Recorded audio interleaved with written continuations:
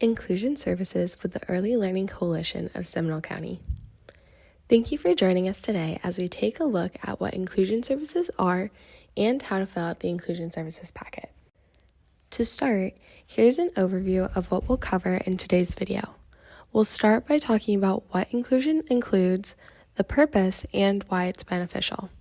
I will then go into the inclusion packet starting on the cover page and move through the specific pages that need to be filled out in order for us to provide intervention services for the child and how to submit each section. Our child development specialists help promote community awareness and support for equal access to early learning opportunities for all children, including those with disabilities and special healthcare needs. Inclusion services offered by the ELC are free for any child in Seminole County.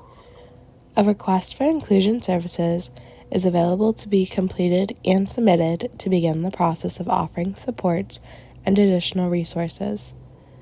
The ELC of Seminole assists parents and guardians and early learning providers with curriculum, planning and activities, child development concerns, strategies for managing behavior, environmental adoptions, laws and regulations, social and emotional health, developmental screenings for ages birth to 5, the referral process for additional assistance, and any other community resources. As you can see at the bottom of the screen, we have two child development specialists, Charmaine Humphrey and Aaron Branton. Charmaine and Aaron go out and complete these observations and give parents and providers the necessary resources to meet the individual needs of each child. Their main goal is to support the rights of all children and assist them with the proper resources that will help each child thrive. You can also see the QR code on the top right hand of the screen, and this holds the link to the Inclusion Services packet. I will be showing you screenshots from the packet, but if you would like to physically have it as well, I recommend pausing the video and scanning the code now. The cover page gives an overview of what the purpose of inclusion services are.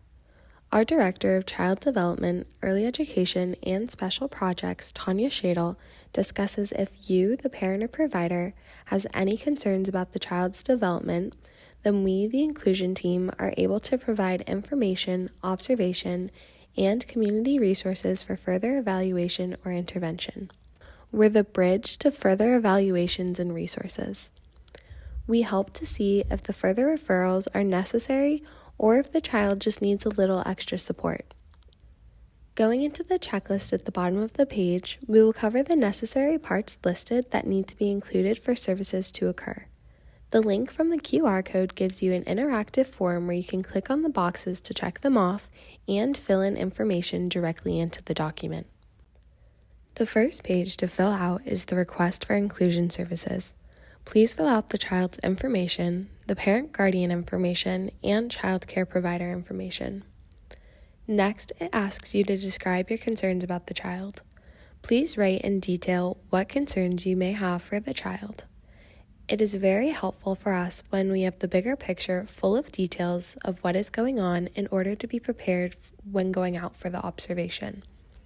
Once you have filled out all the concerns and difficulties, please write down any strategies you have already tried, and please try to include the amount of time each strategy was in place for. The next page is the parent or guardian consent form. Every page is very important, but this one is the most important because if we do not have the parent consent, all actions will halt. Parent consent is mandatory for anything further to occur. This page gives information on what a screening is and explains that we will do it through observing the child and potentially interacting with them. In order for us to go out, we need the parent's written consent to do this. Once they check off that they give us permission to screen and refer them to other community partners, the parent needs to fill in their personal information and sign the document. Please leave the last box that says Coalition Use Only empty, as we will fill that out, not the parent nor provider. The next necessary document is the Ages and Stages Questionnaire, also known as an ASQ. There are two ASQs in use, the ASQ3 and ASQ SE2. The ASQ3 asks questions about the child's development in terms of communication, gross motor, fine motor, problem solving, and personal social skills, while the ASQ SE2 focuses on social emotional development. Looking at the Brooks website, you will press on the blue option that correlates the most to your situation. If you're choosing to opt out of the social emotional ASQ, the ASQ SE2, because you do not have any concerns about the child's social and emotional development, then you do not have to complete that specific questionnaire, and you would choose the ASQ3 only. This is what it looks like when you press the option to complete both ASQ3 and ASQ SE2. You will put in the child's birthday and if they were premature. If they were born 2 weeks early, then place a 2 in the box. If they were born a week early, then place a 1, and if they were not premature, then you would place a 0. Next, you will press the option to screen the child today, and it will bring you to the next page where they ask for the parent, the child, and the provider information. After submitting this information, they will ask questions about your child's development. If someone other than the parent is the one filling this out, they would place their position and name. This could be a teacher or a director, and it would be written as teacher, Miss Shannon, or director, Miss Shannon. Once all of this is completed, the information will come directly to us, and there is nothing else that needs to happen for the ASQ. Following the observation, we will send you the ASQ results with the inclusion action plan. You have just finished filling out the inclusion packet, so please send the inclusion request form and parent-guardian consent form to your share file. You can use the QR code on the screen to directly submit the inclusion packet pages to the share file. Please use this link only in order to share personal information because it's encrypted and keeps all of your personal information safe. The ASQ3 and ASQ SE2 have already gone directly to us, so you do not have to worry about submitting those after you submit them through the website. Providers, please remember to submit the completed inclusion packet in its entirety with the signed parent-guardian consent form before you complete the ASQs.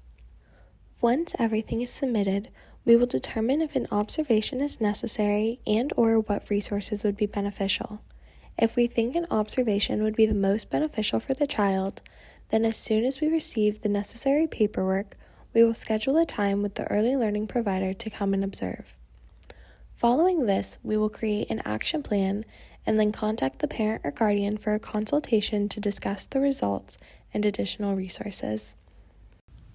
Thank you so much for listening. If you still have any more questions about inclusion services, the inclusion packet, or anything else, please feel free to contact our child development specialist or take a look at our website for more information.